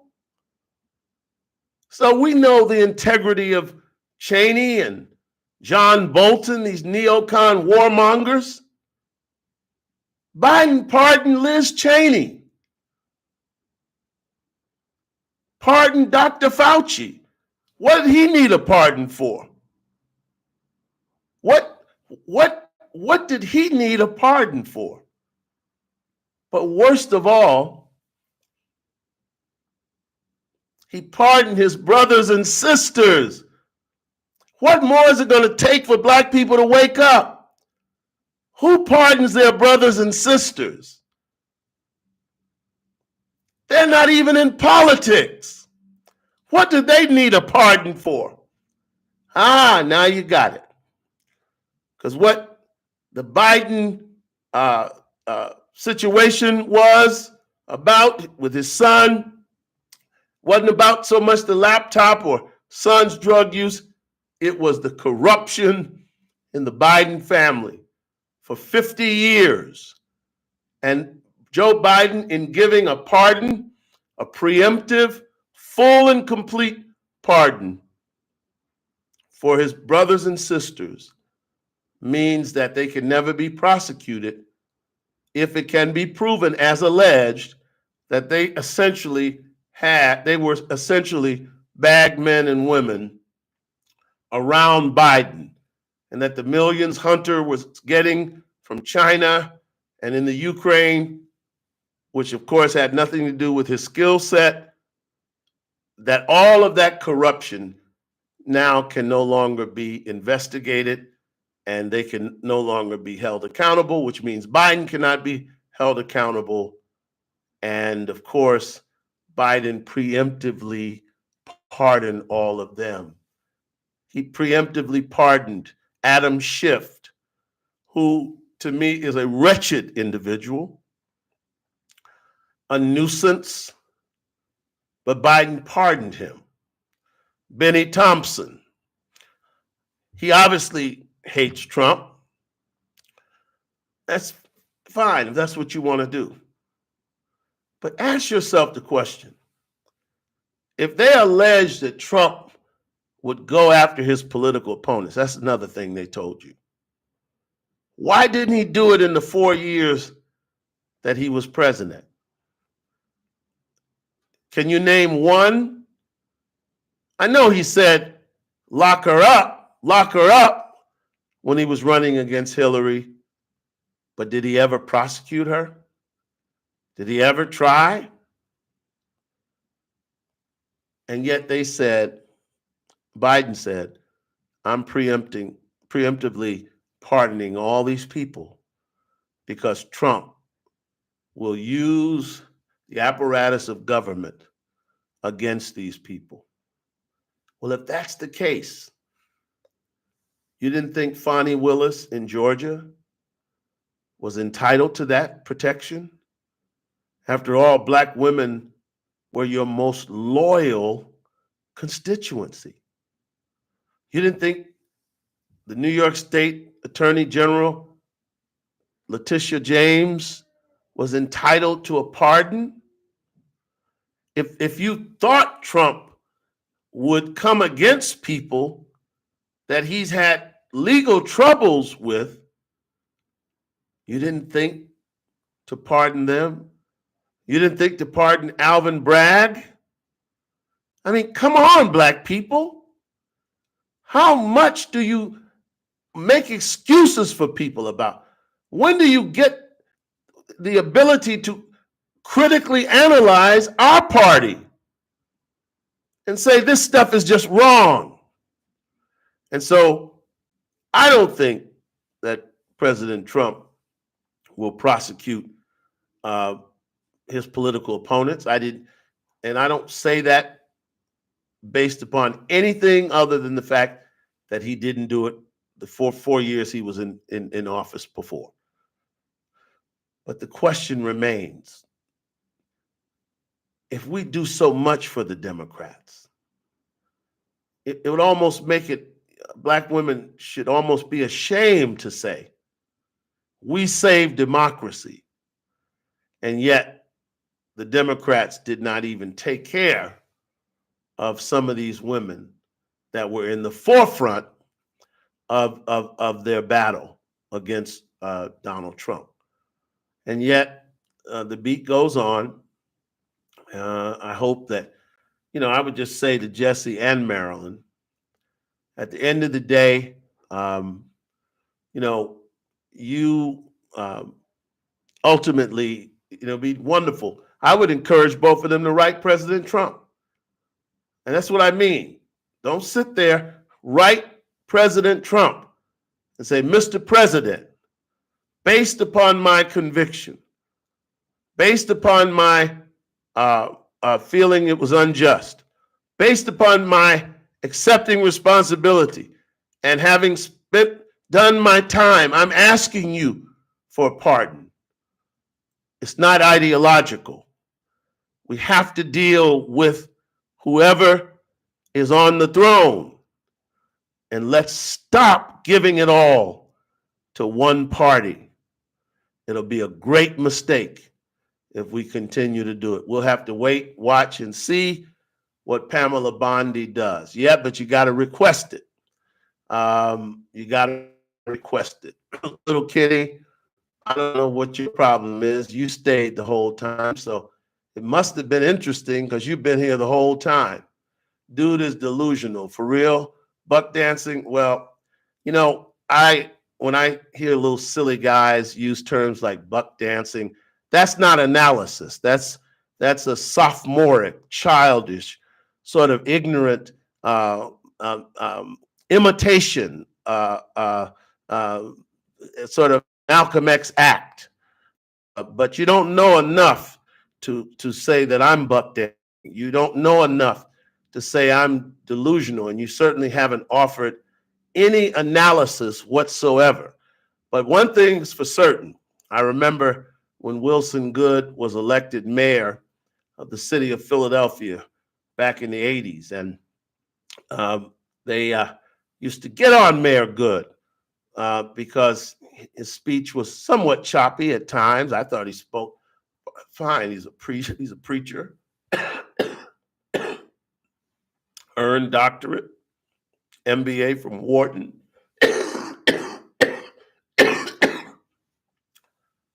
Excuse me. I'm almost finished. But they used to make mockery of the way he spoke. And at his inaugural speech, he said, I know they talk about how I speak. He said, but one thing's for sure today, that I is the mayor of the city of Philadelphia. And I say to little Kenny, this little fella, you stayed to the end. So you must have found something interesting, and I'm sure you learned. And you keep coming back, because I guarantee you, you will learn. You will absolutely learn. You will be challenged. And I can assure you that if you continue to tune into my program, you won't be the same old Negro that you are today. If you have an issue with me, all you have to do is raise an intelligent question, and I'll wrestle with it. I will go back and forth with you, but you won't call and come in on my show insulting me, because you don't have to tune in, but I see you did. I remember there was an episode of Judge Joe Brown, and there was a woman that came on the program in a legal case with Ike Turner. And she said in the hearing, well, when I found out it was Ike Turner, I didn't even want to do business with him. When I found out it was Ike Turner, Judge Joe Brown said, but you did. So Kenny, you keep coming back, young man. You keep coming back, all right? You may make mockery, but just keep tuning in. I thank all of you for listening today. I really do. I appreciate you. I was not well today, but I tried to give you food for thought. There are always different ways of looking at this stuff. And what I would love to see us become more imaginative. See, the unimaginative response to something is to say what everybody else says. That Trump, man, that's white supremacy. That Trump, man, he's creating a resurgence. That Trump, man, he's trying to put us back prior to the civil rights movement. All of that. Well, I thank you. Lil Kenny says, much love, brother. I think you're wrong. And that's fine. That's respectful. I respect that. Listen, I'm only sharing with you my opinion, my opinions, my insight. I can't possibly speak for you, but I have an opinion and I have a perspective that you don't get everywhere. Now, you didn't say what you thought I was wrong about, but I respect any person who disagrees with me because, again, I'm doing this show and I'm only sharing my opinions. And so if you disagree with me, I think it makes for much more interesting dialogue if you say what you disagree with me about. And then we can always have respectful, even if they become heated, conversations, because, see, what we debate is ideas.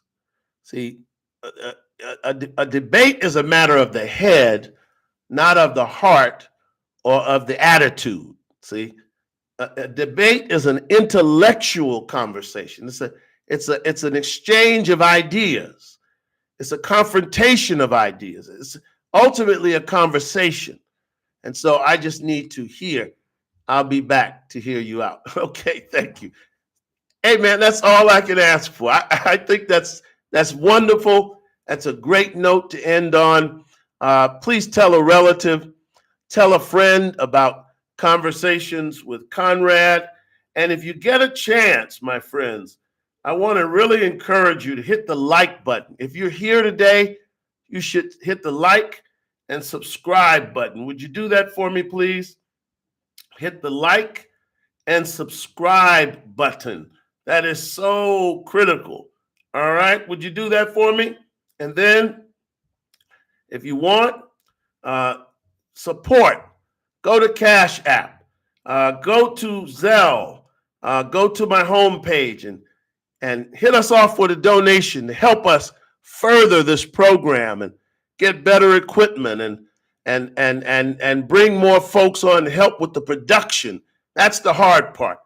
I want to be able to just sit here and go, and yet I have all these things going on. But we're building the channel, we're building the network, and so you help me by hitting that like and subscribe button and tell more friends and relatives about Conversations with Conrad. That's it for today, and I thank you so much, and God bless and keep all of you. And we hope to see you again later on this week with another edition of Conversations with Conrad.